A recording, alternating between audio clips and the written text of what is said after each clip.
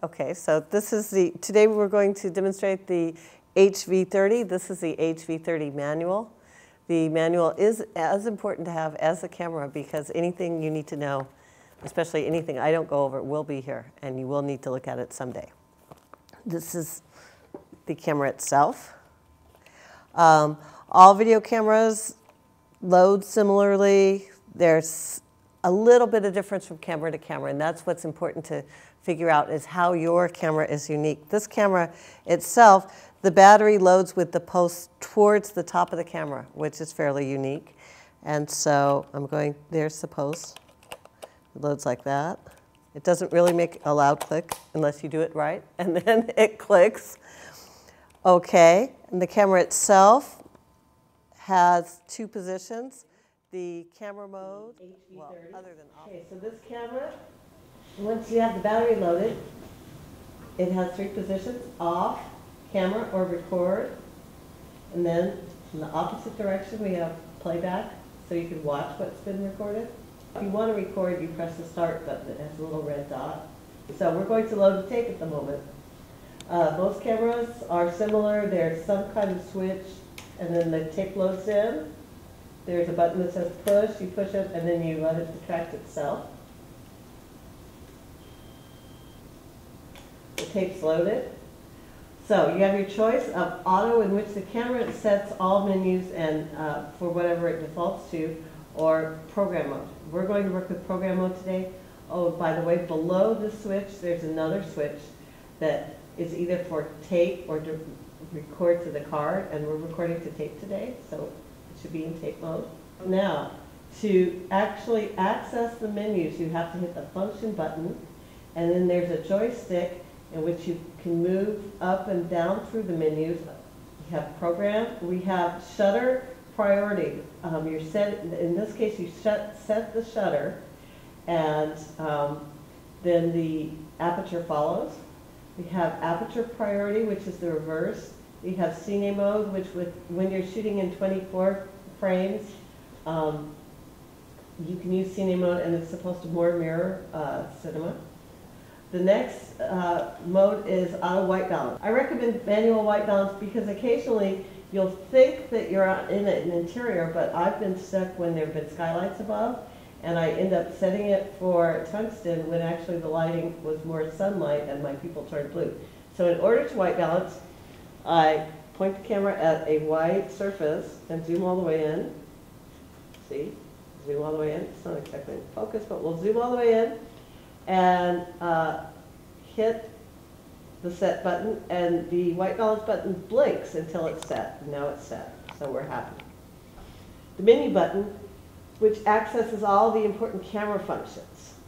So we have our choice of auto shutter, and our choice here. Let me depress it. It can be on or off. We shall put it on off.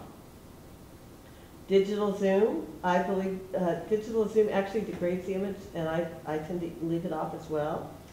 Zoom speed, you can actually let the camera control your zoom speed instead of doing it yourself. You have your choice of 3 speeds. Very slow is this one, medium slow, and kind of slow. This is AF stands for autofocus. So this is instant autofocus or normal autofocus. Image stabilizer, I tend to leave image stabilizer off unless I'm doing handheld work or documentary work. We have HDV progressive 30 frame, which is the one I tend to use. 24 frame if you want to mirror the cinema look to a greater extent.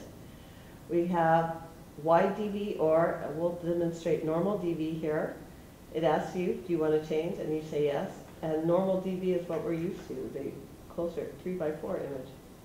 Windscreen, I tend to leave the windscreen off, similar to image stabilizer, because unless I'm outside and it's windy, if I'm inside and I'm not moving the camera, I'm not holding it, there's no reason to have it on.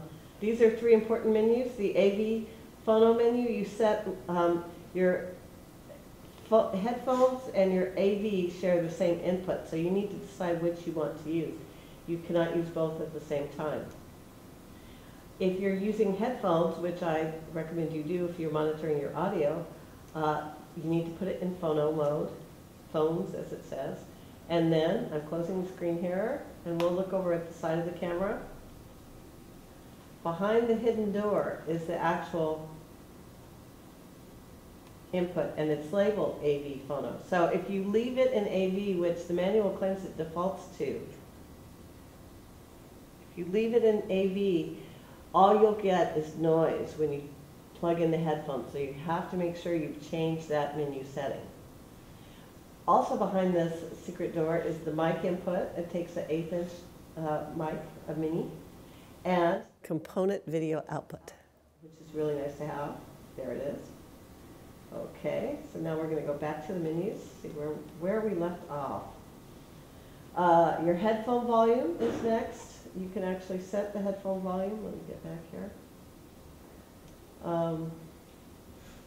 One thing you should be aware of is that in setting the headphone volume, you should make sure you monitor the recording volume visually on the display as well to make sure that your volumes match. You might actually be recording something a lot less louder than you expect if your headphone volume is turned up. So I would do some tests in that, in other words. Now I'm hitting set, going back. Okay, for the output, you can either be 480i or 1080i / 480i, which I tend to use. Okay, these are display setups. So you can change the brightness. You can actually display the audio level, which I leave on. You can change the language, practice other languages. Next, you can turn the beep off, which I often do. Power save mode, I tend to leave on in case you're doing exactly what I'm doing, which is leaving the camera on without going into record. The power save mode will turn it off to save battery power. There's several secret doors and other buttons on this camera. Here we have the HDMI, which is really hefty output. It's very beautiful. And the FireWire / DV, HD DV output. So you have your choice how you get your picture out, depending on what you're doing with it and what equipment you're connecting to it. Okay, over on this side of the camera, we have the backlight button. We have a button which changes from automatic to manual focus with the press of a button. And then this is actually the manual focus. That dial. Okay, and over here we have, this is kind of interesting. You have a light, so that I'm going to turn the camera around while I push this button. A light actually comes on in the front of the camera, which may be helpful in some situations. And this is the display button. So when the display button is pushed, you can have either lots of information displayed or very little information. Right now, all we have is the audio information. And here's the VU meter. It's set a little high. So if I want to change that, what I would do is press the set button without the function, and then you get a few more menus. One of them is mic. So I toggled up and down or through the settings until I found mic. And so now left and right are plus or minus. So I bring the volume down, and you can see it's not going into the red right now. Exposure, here. So you can actually change the exposure, which if I would put it in focus there. So at this moment, if I go left, we're getting less exposure. It's trying to autofocus. Okay. There. You have to go up and activate it first. So I'm going up, the yellow dot is there, and then left. Okay, up. Then left is less exposure there. Finally, the screen goes away. And then right is more exposure, and you get the oblique